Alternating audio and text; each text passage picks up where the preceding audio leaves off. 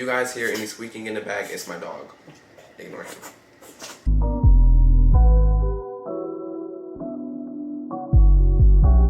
Hey y'all, it's your boy Yall and I'm back again with another video. And this video is going to be for my students. All of my students that are returning back to school. No more Zoom University is going to be smack dab in your face. So I know y'all confused on like, how do I go about getting A's? Just, you know, the whole gist of adapting to in-person school and not being online anymore.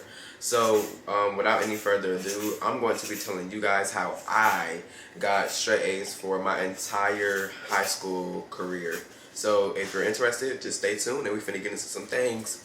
I got them all on my phone, you know what I'm talking about, you know what I'm saying? My first tip is to never ever skip class. Now, it's okay to miss class every now and then for like actual reasons, but if you don't want to go to class because you just don't feel like it, or a friend asks you, do you want to skip with me? Don't do it, because here's why. The teacher will always make note of how many times you are absent in that class, and after a certain number of absences, I don't think you're able to exempt the final. And also, if you keep skipping class, the teacher will know that, okay, well, you weren't ever here, so how do you expect to get an A in the class? So don't skip class, bro. I'm telling you, do not skip class. It don't ever be worth it. Go to class as much as you can. If you have to miss class for a doctor's appointment or anything like that, just make sure that you have an excuse written out from the doctor or some type of note written from your parents, so that the teacher in the front office knows that you weren't just skipping to be skipping, you know what I mean?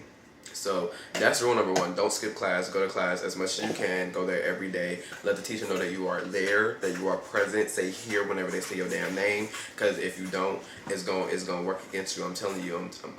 I'm telling you, it's gonna work against you. So you might want to go to class every daggum day. All right. Don't say I ain't tell you that. Now, number two, do every single assignment. And when I say do every single assignment, I mean every single assignment. Even if you don't complete the assignment to the T, but if you just show that you're trying to do the assignment, even if you leave like three blank or whatever, you can still turn it in and tell your teacher, I tried to do it, but I wasn't sure how to do these last three problems, you know what I mean? You don't ever want to not hand in nothing at all or hand in something completely blank, because then they're going to look at you like, oh, well, you didn't even try to put in the work to, you know, get the assignment done. So it's always important that you try to put effort into the assignments to show the teacher that you are trying to, you know, do good in the class, if that makes sense. That you're putting your effort in to get a good grade in the class, and you're not just sitting there lollygagging and doing anything, you know what I mean? Because if you don't put in the effort, they're not going to pass you. If they see that you're just sitting there not trying, they're not going to pass you at all. So just do everything that you can, and if you need help, just ask, you know what I mean? Number three. Don't mind how I put up my three, y'all. My finger's a little weird. Number three, build a relationship with your teacher. When you build a relationship with your teacher, it's honestly so much better. They understand what you're going through. They learn you better as a student, so they're able to help you a little bit better. Three, you'll feel more comfortable asking them questions. 4, and then after high school, you're going to need recommendation letters for some scholarships. It's always important to build a relationship with your teacher, just to get to know them so that they know you as well. So whenever you need to shoot them an email, they have an idea of who they're talking to, not just any old regular student. Number 4 is to build a relationship with your classmates. When you build a relationship with your classmates, it's easier to ask questions in the class without feeling embarrassed. It allows you to relate to your classmates. Let's say that one of your classmates aren't understanding the topic, but you are understanding the topic. You can help them understand it as well. And then let's say like the next unit, you don't understand the unit, but they understand it. They can teach it to you so that you can understand it. Because sometimes really all you need is someone else to explain it to you. If the way the teacher is explaining it to you doesn't make sense to you, then a student can explain it to you on like a student to student level, then you will understand it a little bit better. And I know that's happened to me plenty of times in high school, like especially, oh my god, especially in math. Let me tell y'all, in math, it was so hard. So the teacher would explain it a certain way, but I wouldn't understand it the way that they were explaining it onto the board. But so many other students were understanding it. So I'm like, how in the living hell are y'all understanding what he's talking about? But all you really need is someone else to explain it to you. So build a relationship with your classmates, and that also helps because you're going to be graduating with these people. So it's not like you want to be walking across the stage. It's not like you want to walk across the stage with a bunch of strangers or nothing. You want people to clap for you whenever you walk across the stage.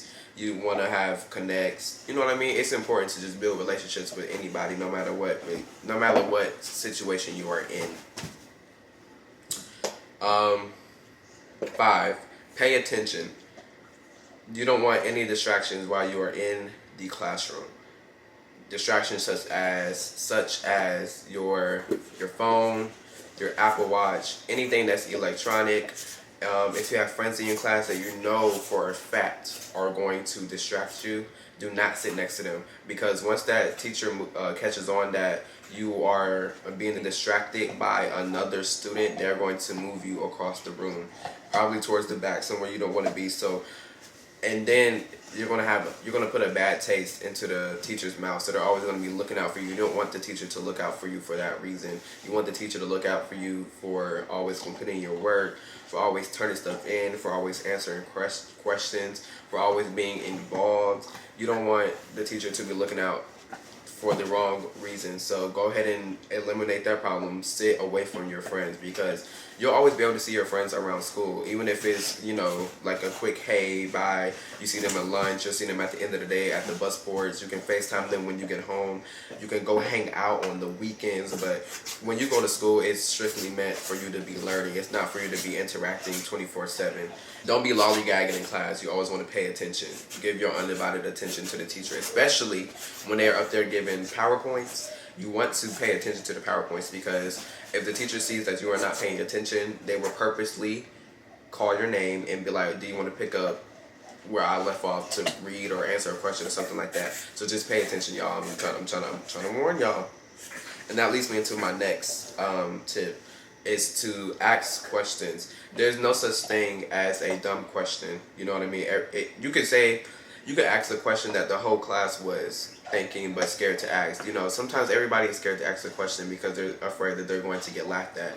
But I would prefer to ask the question than to get laughed at, because if it's going to be on the test or something like that, I would prefer to know than not know at all. You know what I mean? So just make sure that you are asking questions. It don't matter what kind of question it is.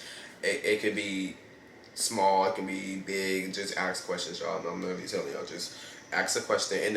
And what's crazy? The teacher will appreciate that you are asking than to wait until the end of the PowerPoint and come up to them and be like, oh, well, did so-and-so this, and then they're going to look at you like, well, why didn't you ask when it was up on the screen? I could have answered it right then and there. You know what I mean? So just always ask questions right then and there. Don't wait until the end of the lecture to ask a question.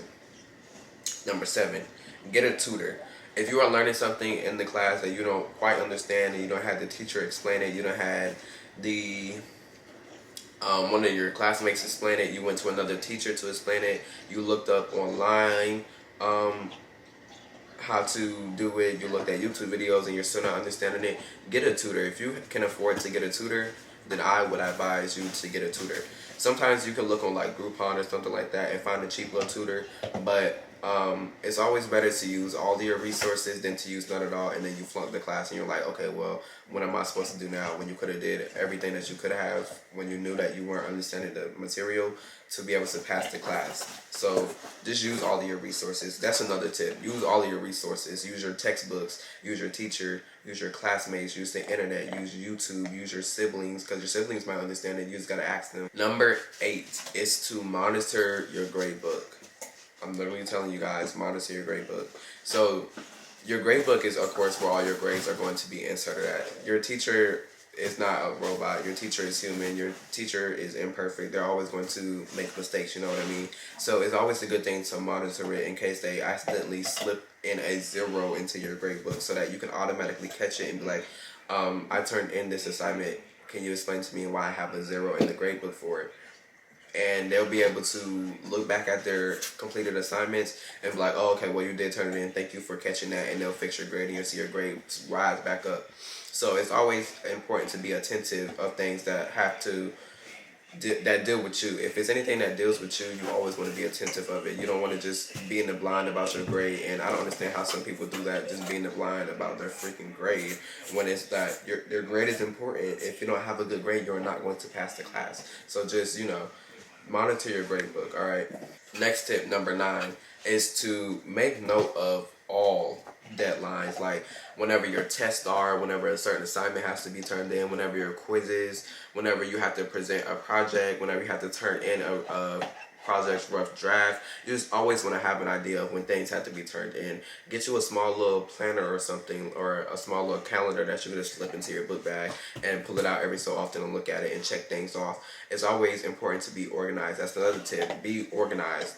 You don't want to have everything all over the place. You want to have you want to have enough notebooks for every class that you have. And number 10 is to stay focused. Don't allow any distractions to throw you off your A game. Literally, no pun intended. No pun intended. But you want to stay focused. You don't want to have any distractions. If you have to stop communicating with with friends during the school week, just so that you can make sure that you get all your work done, then do that. I'm telling you, it's going to be well worth it. You know what I mean? You don't ever want to go into school wanting to play around, wanting to skip class, because that stuff goes on your record. At the end of every year, those grades that you have, they are going to go onto your record, and you're stuck with them. And then you can't get really mad. You can't get mad at nobody else but yourself, because you didn't do what you needed to do the first time, and now you caught yourself having to take summer classes or having to repeat the whole entire grade. You know what I mean? It's not that's not going to be fun. You know what I mean? You always want to stay on track. You always want to keep progressing the way that you're supposed to. You never want to move backwards. You never want to stay stagnant. You never want to stay in the same place. You always want to keep moving forward. You know what I'm saying? You know what I'm saying? So just stay focused. Don't allow any distractions. Don't allow anything to throw you off your game. Just keep your head on straight. Tunnel vision.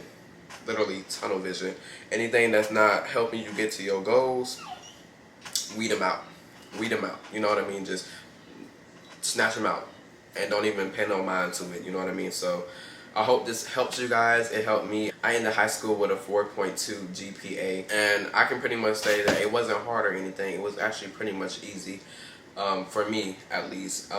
So just use these tips. Let me know how they work for you guys, and I wish you guys the best and happy studies. And don't be nervous. Don't be nervous when you go into high school, because there's really nothing to be scared about. If you go in nervous, then that's going to mess up everything. So just go in confident that you know what you're doing, and don't be scared. So yeah, that's all I have for today. And as I always say, peace and hair grease, you feel me?